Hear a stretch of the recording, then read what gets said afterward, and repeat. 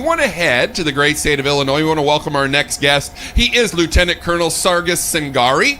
He is running for Congress in the 9th District. How are you, sir? I'm good. How are you guys?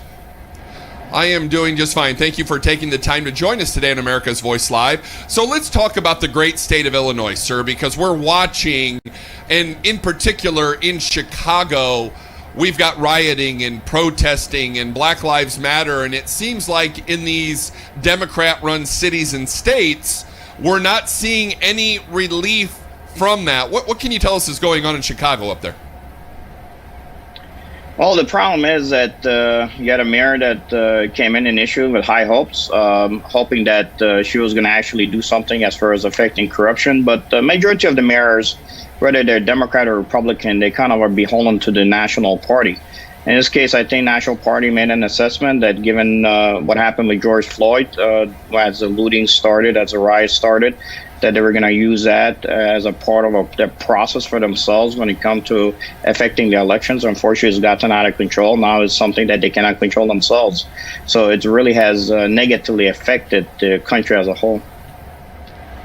So let me ask you, in Chicago, we've seen a lot of these store owners say the nights of the riots where they were ramming cars into the store windows, there weren't even any police around. A lot of cases, police didn't show up until the next day. But now we're hearing that Lori Lightfoot has her own security detail on her street, and she's coming out and saying, this is a different time like no other, and I'm not going to make any excuses for the fact that given the threats that I have personally received, given the threats to my home and my family, I'm going to do everything I can to make sure they're protected.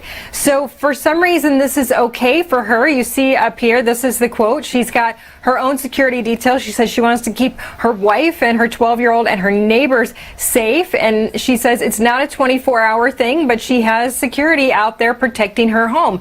How do you think the people of Chicago are going to look at this? Well, look, they're going to look at it the way it is. It's playing out. The reality is that they know that there's no law and order out there right now that they can trust as far as the politicians are concerned, enforcing the existing laws to ensure that they're safe, their property is safe, their families are safe. For me, especially being a member of the Legion of St. Michael law enforcement community, chapter leader for both national and internationally, I have supported Back the Blue events rallies that are taking place. We have one coming up this Saturday. At the same time, I have been targeted on a list that Antifa has shared my information. Other individuals in the Illinois who are running for office, both at the federal and the local levels, yet we don't get the type of protection, and our families won't get that protection, even though we are running for public office to be able to in office in 3 November. So it's a reality of what you have to deal with. These individuals will protect themselves, but unfortunately, they will not take harsh stand against what they think is a possible winning formula for them when it comes to affecting the economy and affecting the final outcome of the 3 November election. So, sir, we're watching as these Democrat-run cities and states are doing this. You're running for Congress. What are a couple of the platform policies you have for Illinois to help change the atmosphere we're currently seeing? Well, first of all, you got to enforce the laws. You know, you have to understand that law and order is important. You have to go ahead and be able to support the police. The police cannot do these things on their own. When individuals come and talk to me about defunding the police, I tell them that you have no clue what you're talking about. Look, police misconduct, if I'm going to talk about it, and evaluation and retention processes is an important part of what we do as far as instilling the necessary reforms, right, in order to be able to uphold the profession, and also at the same time be able to support what the society today expects of the police.